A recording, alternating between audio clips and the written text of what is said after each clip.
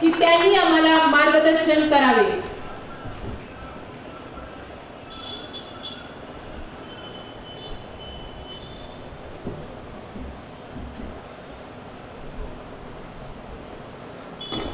विटा नगरीच्या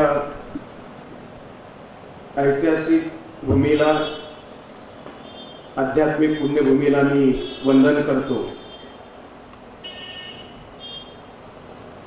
या भूमीमध्ये निर्माण झालेल्या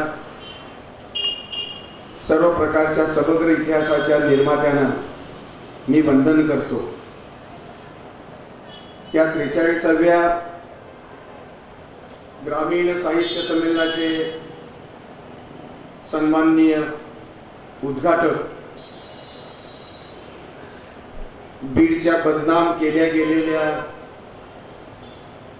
जिल्ह्यातील पण अत्यंत सात्विकतेचा वसा आणि वारसा गिरवत असताना शेकडो लोकांचं पुण्यपत्री बाळगणारे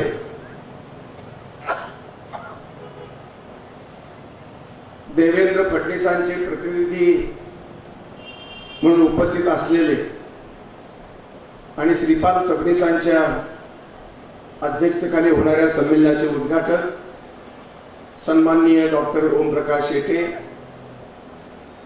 या साहित्य संमेलनाचे स्वागताध्यक्ष, लेखक, विचारवंत आणि प्राचार्य डॉक्टर दिनकर पाटील, या संमेलनाला उपस्थित भारतीय विद्यापीठाचे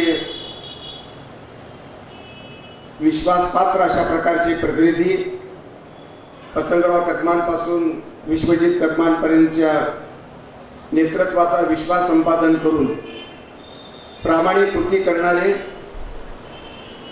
नेतृत्व करणारे सन्माननीय प्राचार्य महादेव सगरे, त्याचबरोबर या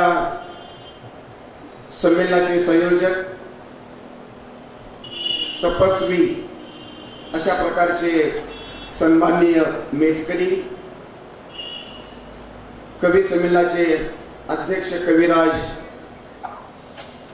आनंद भारी, त्याचबरोबर या कार्यक्रमाला उपस्थित क्रांतीवीर नाना पाटलांचे नातू सन्माननीय सुभाषजी पाटील, आमचे स्नेही आणि बाळशास्त्री जांभेकरांची आठवण महाराष्ट्राच्या नकाशात आजही जपणारे, पूजणारे एक आदर्श अशा प्रकारचे पत्रकार आमचे मित्र रवींद्रजी बेटकेहाळ, शिवरायांच्या जुन्नरच्या पायथ्याशी शिवरायाच्या निष्ठेनं भारावून गेलेले आणि जीवनामध्ये शिवरायांचा आदर्श उतरू पाहणारे आमचे मित्र पुण्याचे मारुतीराव डोंगरे, या कार्यक्रमाला उपस्थित कथाकार, गायकवाड, कवी मित्र, लेखक मंडळी, शब्दगंधचे प्रमुख आणि सभासद, भारत माता ज्ञानपीठाचे सर्व सहकारी, विजयमालाताई या पवित्र नावानं चालवलेल्या शाळेतील सर्व शिक्षक, शिक्षिका, विद्यार्थी, ग्रामस्थ, दत्ता खंडागळे ज्यांनी या विटामध्ये मला पहिल्यांदा निमंत्रित केलं, त्याचप्रमाणे या संबंध सभागृहाची सेक्युलर पावती,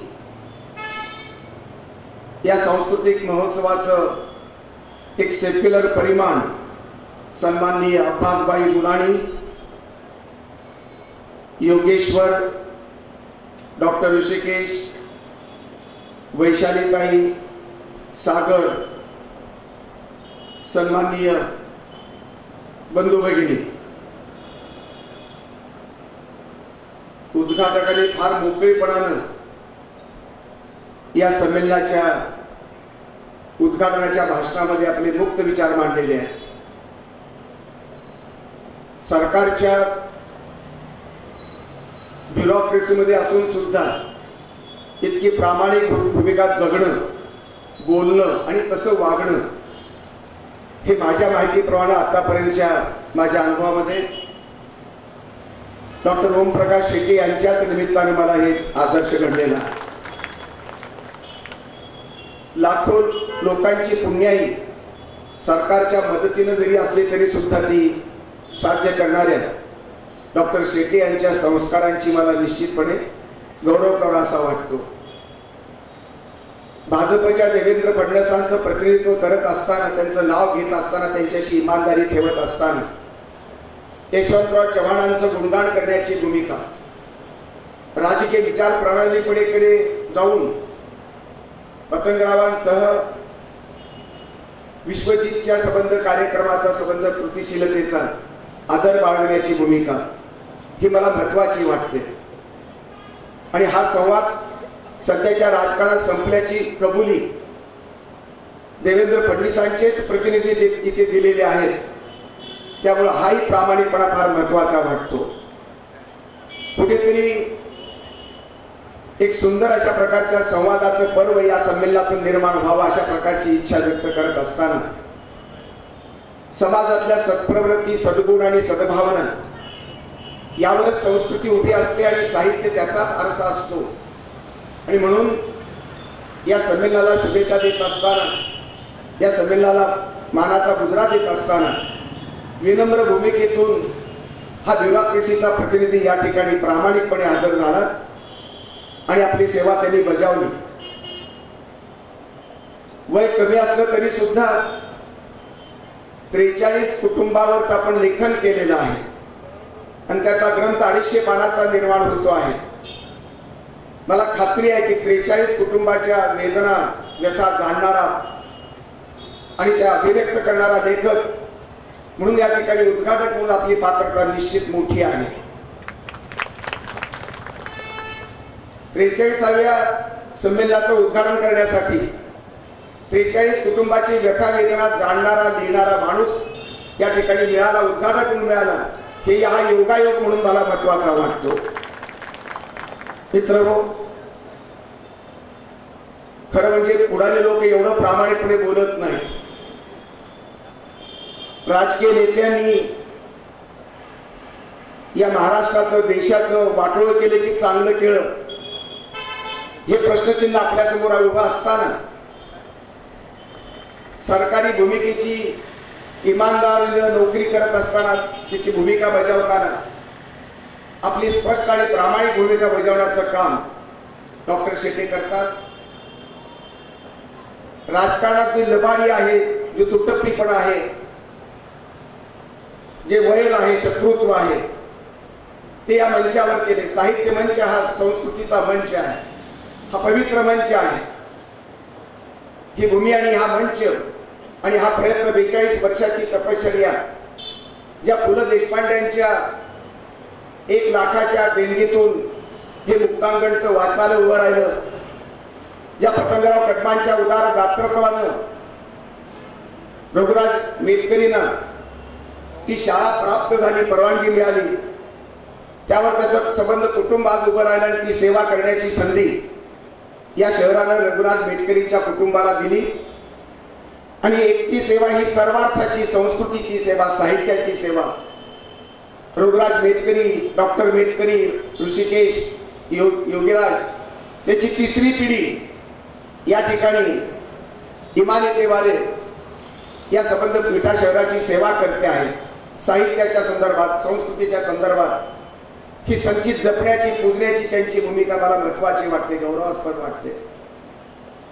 सतत 42 वर्षाची तपश्चर्या करणं साधी गोष्ट नाही. हे एका अर्थानं व्रत आहे आणि ते व्रत या एकट्या कुटुंबानं चालवलेलं आहे. लोकवर्गणी असेल, लोकांचा सहभाग असेल, मुक्तांगणचा सहभाग असेल, त्याच्या शाळेचा सहभाग असेल, ज्ञानपीठाचा सहभाग असेल, आपले विटेकरांचा सहवास असेल, लंगोटे असतील, लोखंडे असतील, वैशालिके असेल, सर्व लोकांचं सहकार्य त्यांना जरूर मिळत असेल. पण या सहकार्यावरती त्यांनी जे हा डोलारा उभा केला, संस्कृतीची पालखीची खांद्यावर मारण्याचं व्रत त्यांनी स्वीकारलं. महाराष्ट्रात अशी माणसं फार कमी आहेत आणि म्हणूनच या दुर्मिळ अशा प्रकारच्या संस्कृती सेवकाचा गौरव करावा तेवढा कमीच वाटतं मला. या संमेलनाच्या 43 वर्षाच्या कालखंडामध्ये 43 अध्यक्ष या ठिकाणी येऊन गेलेले आहेत. वेगवेगळ्या क्षेत्रातील अनेक मान्यवर तपस्वी, वेगवेगळ्या विचारधारेचे डावे उजवे काँग्रेस भाजप प्रणित, वेगवेगळ्या प्रभावातले विचारधारेचे वेगवेगळ्या जाती धर्माचे लोक या ठिकाणी येऊन आपल्या संबंध आपल्या जीवनातलं चिंतन जीवनातलं मनन जीवनातली पुण्याईचं आपल्या समोर त्यांनी दर्शन घडवलं. मला एक विशेष वाटतं या विटा नगरीचं. त्यांच्या संबंध रचनेमध्ये सुद्धा मला एक विशिष्ट भारताच्या संविधानाचं चित्र रविराज मेटकरींच्या ध्येयवादात उमटल्याचं मला दिसतं. भारताचं संविधान धर्म मानत नाही, जात मानत नाही, धर्मातीत संविधान आहे, जातीच्या पलीकडलं संविधान आहे.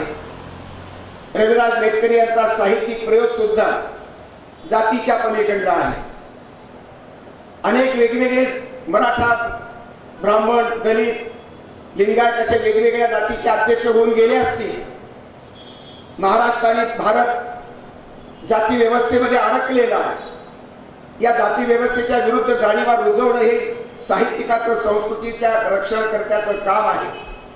संविधानाचं सुसंगत अशा प्रकारची संस्कृती ही बिन जातीवादाची निर्माण करणं हे चॅलेंज आहे, आव्हान आहे. राजकीय पुढारी मंडळी हे काम करणार नाहीत. संस्कृतीच्या प्रामाणिक लेखक आणि कवींनी विचारवंतांनीच हे काम केलं पाहिजे. तेही इमानदारीनं करतात असं मला वाटत नाही. पण रविराज मेटकरी मात्र जाणीवपूर्वक अशा प्रकारची जाणीव निर्माण करतात, पेरतात. जातीच्या पलीकडली जाणीव, धर्माच्या पलीकडली जाणीव पेरतात. आणि म्हणून याच्याच कार्यक्रमाचं जर आपण वैशिष्ट्य लक्षात घेतलं तर आपल्यामध्ये जसे सर्व जातीचे श्रोते आहेत तसं मंचावरचे सुद्धा सर्व जातीचे प्रतिनिधी आहेत. आम्ही जात मानत नाही, मी तरी मानत नाही, त्या अभिमानाने मी सांगतो. जो जात मानतो तो साहित्यिकच नसतो आणि त्याला संस्कृतीवरती क्लेम करण्याचा अधिकार नसतो. ते जातीपातीचं गोंगडं सगळं राजकारणाकडे सुपूर्द केलेले आहे. राजकीय लोकांनी निवडणुकी डोळ्यासमोर ठेवून जातपात बाळगावी, त्यांनी मातीत घालावं आणि काय करायचं ते करावं, राजकारणाला आग लावावी. पण संस्कृतीला आग लावण्याचं काम मी करणार नाही आणि म्हणून माझी भूमिका प्रामाणिक आहे. माझ्यासारखा माणूस तथाकथित ब्राह्मण जाती जन्माला येतो. आमचे डॉक्टर ओमप्रकाश शेटे माझ्या माहितीवर लिंगायत समाजाचे आहेत. बसवेश्वरानं जातपात तोडलेली आहे. बसवेश्वरानं श्रमाला निर्णायक महत्व दिलं.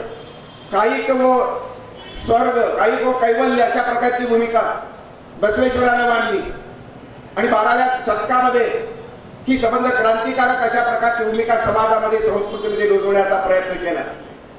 शरीर हेच देवालय आहे आणि त्या संबंध माणसामधल्या देवाला पूजण्याची भूमिका बसवेश्वराच्या पंथानं स्वीकारलेली. त्या बसवेश्वराचे संस्कार त्यांच्यावर घडलेले आहेत आणि म्हणून हा संबंध माणूस उद्घाटकाच्या भाषणाला न्याय देतो आहे. राजकीय प्रभावातून मुक्त होऊन त्यांची व्यक्तिगत भूमिका ही संबंध सार्वत्रिक आणि सर्वस्पर्शी अशा प्रकारची भूमिका मला दिसते. आमचे प्राचार्य सगळे हे पतंगरावाच्या तालमीत वाढलेले, बाळासाहेबांना विश्वासाला पात्र ठरलेले अशा प्रकारचे भारतीय विद्यापीठाचे अत्यंत जबाबदार अशा प्रकारचे अधिकारी आहेत, पदाधिकारी आहेत. ते मराठा जातीचे आहेत, परंतु मराठा जातीवादानं त्यांच्या संबंध त्यांची कोंडी केलेली नाही. पतंगरावाचे कर्तृत्व हे जातीमध्ये आपल्याला मोजता येणार नाही. पु ल देशपांड्यांच्या कर्तृत्वाला जाणव्यामध्ये बंदिस्त करता येणार नाही. आणि पतंगरावाच्या एक अभिजनाचा प्रतिनिधी पु ल देशपांडे आणि दुसरे पतंगराव बहुजनांचे प्रतिनिधी. पण या दोन्हीही प्रतिनिधींचं हे एकात्म अशा प्रकारचं रूप, प्रेरणा आणि ते संबंध मार्गदर्शन या दोघांच्या सहभागातून हा संबंध संमेलनाचा प्रयोग सुरू झालेला आहे. एका छोट्या जातीमध्ये जन्मालेले मेटकरी, मी न राहून विचारलं की मेटकरीची जात मला माहित नव्हती. दुसरे लोक वाईट एखादी जात समजून हिनवण्यासाठी विचार करतात. मी कुतूहल म्हणून विचारलं. जातीपातीच्या संबंध राजकारणाला, समाजकारणाला, संस्कृतीकरणाला विरोध करण्यासाठी माझी भूमिका प्रामाणिक आहे. सगळे सर्वांना मी विचारलं की मेटकरी कोण आहे नेमकी, तर ते गोष्टी छोटी जात आहे. छोट्या जातीचा हा माणूस एवढा मोठ्या संबंध हजारो लोकांचा गोतावळा दरवर्षी नियमानं जमा करतो, एकत्र करतो, ही अत्यंत इतिहासात गाजलेली, इतिहासात अधोरेखित करणारी अशा प्रकारची गोष्ट आहे.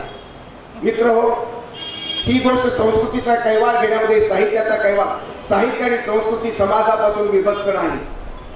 माणसाच्या मनाचा आणि जनाच्या संबंध चिंतित आयुष्याचा विचार करणारं साहित्य कारण आहे. राजकारण सत्तेच्या मार्गाने चालतं आणि साहित्य सत्याच्या मार्गाने चालतं.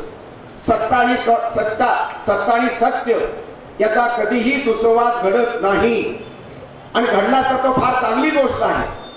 यशवंतरावांचं राजकारण हे सत्याला न्याय देणारं सत्ता कारण होतं आणि म्हणून यशवंतरावांचं नाव आज आमच्या उद्घाटकाने सुद्धा अत्यंत अभिमानानं घेतलं. यशवंतराव आणि तर्कतीर्थ लक्ष्मण शास्त्री जोशी यांची मैत्री मराठा आणि ब्राह्मणांची संबंध मैत्री होती नव्हे, तर ही संबंध सांस्कृतिक पर्व, एकात्मतेचं पर्व. तर्कतीर्थ आणि यशवंतरावांच्या चिंतनातला महाराष्ट्र एकात्म महाराष्ट्र आहे. संयुक्त महाराष्ट्र चळवळीतून यश मिळाल्यानंतर या महाराष्ट्राला नवीन रूप देताना, नवी दिशा देत असताना हे संबंध एकात्मता टिकवली पाहिजे, एकात्मता पुजली पाहिजे, राखली पाहिजे. हे राजकारण, समाजकारण आणि संस्कृतकारणाचं ध्येय तर्कतीर्थांनी रुजवलं आणि यशवंतरावांनी सुद्धा आपल्या सत्तेच्या राजकारणात रुजवलं. आणि म्हणूनच ही संबंध दोन माणसं अजूनही आपल्याला आठवत राहतात. परंतु आज या संस्कृतीच्या पातळीवरती विचार करताना या विटाला आणि सांगली शहराला एक मोठा वैभवशाली इतिहास आहे. किर्लोस्करांनी देवळाची परंपरा राबवलेली ही संबंध संगीताच्या परंपरेचा वारसा सांगणारी सांगली. तुमच्या लता मंगेशकरांच्या घराण्याची गायकीच्या संबंध अव्वल अशा प्रकारच्या स्वरांची समृद्धी या सांगली जिल्ह्याला लाभलेली आहे.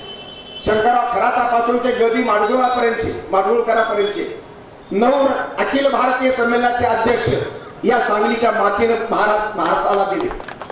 महाराष्ट्राचं हे वैभव फक्त सांगली जिल्ह्यामध्ये मला दिसतं. सांगली जिल्ह्यामध्ये अण्णाभाऊ साठे होऊन गेले.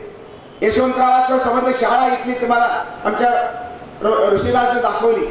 ज्या शाळेमध्ये यशवंतराव शिकले, यशवंतरावाचा आजोळ ज्यापासून 10-15 किलो देव राष्ट्र तिथे जवळ आहे, अशा प्रकारची पुण्यभूमी असणारे हे महादेव आपल्या विटा याची सांस्कृतिक वैभवाची परंपरा आज जोपासण्याचं काम कोण करत आहे याचं जर उत्तर मागायचं असेल तर फक्त आणि फक्त रघुराज मेटकरी करतात, याबद्दल वाद करण्याचं कारण नाही. अशा या समृद्ध परंपरेचा अभिमान बाळगत असताना सभोवतालचं वातावरण, पर्यावरण मात्र दूषित आहे. आणि हे दूषित वातावरणाची काही खुणा, काही साक्षी प्रामाणिकपणानं कबुली जबाब एखादा द्यावा तसा, पण मी त्याला कबुली जबाब बनणार नाही. ती अंतःकरणाची खुली पावती तरी दिलेली आहे. बीडचा असून सुद्धा मी बीड बदनाम केलं गेलं, पण माझी संस्कृती, काही माणसं माती चांगली असतात, काही वाईट असतात असं त्यांनी मोकळेपणाने सांगितलं. याचा अर्थ बीडमध्ये वाईट ही माणसं आहेत आणि चांगली माणसं आहेत. विट्यामध्ये असू शकतात, महाराष्ट्राच्या कुठल्याही देशामध्ये असू शकतात, पण महाराष्ट्राच्या संस्कृतीला दाग लागावा अशा प्रकारच्या 2 बायकाचा दादला जर मंत्रिमंडळात असेल तर हा दोष कोणाचा, हा प्रश्न मला पडलेला आहे. अनेकांना पडलेला प्रश्न, महाराष्ट्राच्या संबंध वर्तमान पिढीला पडलेला प्रश्न आहे. आदर्श कोणाचा घ्यायचा? यशवंतरावांचं नाव घेण्याची लायकी अशा प्रकारच्या चारित्र्यहीन मंत्र्यामध्ये जर असेल, लायकी नसेल त्याचं तर मग महाराष्ट्राचं गुणगौरव कसा करणार? शिवाजी महाराजाचा महाराष्ट्र, शिवाजी महाराजाच्या महाराष्ट्रामध्ये रांजणगावच्या पाटलाला बलात्कार केल्याबद्दल त्यांनी शिक्षा ठोठावली, हातापाय तोडले. आणि शिवाजी महाराजांचं हे संबंध स्त्री सन्मानाचं चित्र आणि चरित्र महाराष्ट्राला प्रेरणादायक आणि मार्गदर्शक आहे. आणि मग अशा महाराष्ट्रातले पुढारी अशी जर झकमारीची भाषा करत असतील, 2-2 बायकाचा संबंध, चारित्र्याचा संबंध, चिंगड्या जर टीव्हीच्या पडद्यावर आम्हाला 2-2 तास बसून बघण्याची सक्ती होत असेल, तर मग महाराष्ट्राच्या सुजाण जनतेनं, नव्या पिढीनं, मुलींनी, मुलांनी कुणाकडे पाहावं हा तो प्रश्न आहे. आणि अशा मंत्र्याला आज किळा लावून का बसलं जात आहे, याला का जनता ही का पोचते आणि सरकार का पोचतं, हा प्रश्न जनतेच्या मनात निर्माण झालेला आहे. आणि प्रश्न विचारला जातोय, सत्ताधारी पक्षाच्या आमदाराकडून विचारला जातोय, सामाजिक कार्यकर्त्याकडून विचारला जातोय. शेतकऱ्यांच्या संबंध आंदोलनामध्ये अनेक लोक आत्महत्या करतात। शेतकऱ्यांचा महाराष्ट्र, शेतकऱ्यांचा भारत। आज शेतकरी अजून उपाशी आहे। प्रत्येक कालखंडामध्ये शेतकरीच का उपाशी? आमचे साहित्यिक, ग्रामीण साहित्यिक शेतकऱ्यावरती कविता लिहितात। आपणही सुचवलं, फार चांगली गोष्ट आहे। उद्घाटकांनी सुचवलं कविता लिहा, कवितेतून सांगा। फक्त कविता लिहा आपण म्हटलं, कवितेतला आवाज बुलंद असतो, तसा आवाज भाषणातून सुद्धा बुलंद असतो।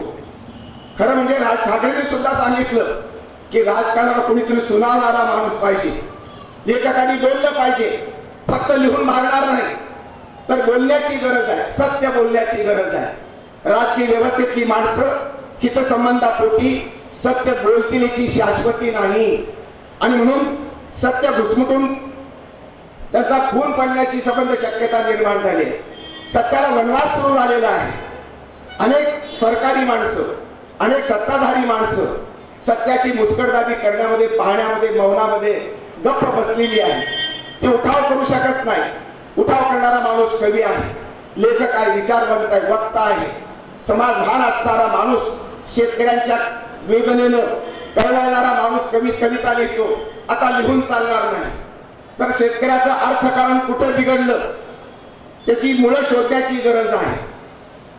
स्वामीनाथनचा अहवाल का मान्य केला जात नाही, त्याच्या मागण्या का मान्य केल्या जात नाही? आज सोयाबीनच्या संबंध इतका अमाप पीक आला असताना त्यासाठी मोजमाप घेऊन सरकार अशा प्रकारची मुदत मारत का नाही? ते का घेतलं झालं? उसाला योग्य भाव मिळत नाही, कांद्याला मिळत नाही, कपाशीला मिळत नाही। ही शेतकऱ्याची दैना एका वर्षाची नव्हे, प्रत्येक युगातला हा शेतकऱ्याचा अशा प्रकारचा रडवा आवाज आहे। शेतकरीच का रडतो? एखाद्या मंत्रिमंडळातला मंत्री का रडत नाही? तो का आत्महत्या करत नाही? तो करावा असं माझा विचार नाही, पण तो का आत्महत्या करत नाही? त्याला 17 पिढ्याची सोय त्याची संबंध झाली असताना सुद्धा तो जर शेतकऱ्यांच्या डोळ्यातलं पाणी पुसण्यासाठी तो जर तयार नसेल आणि कृती जर योजना करत नसेल, तर मग हा प्रश्न शिल्लक राहतो।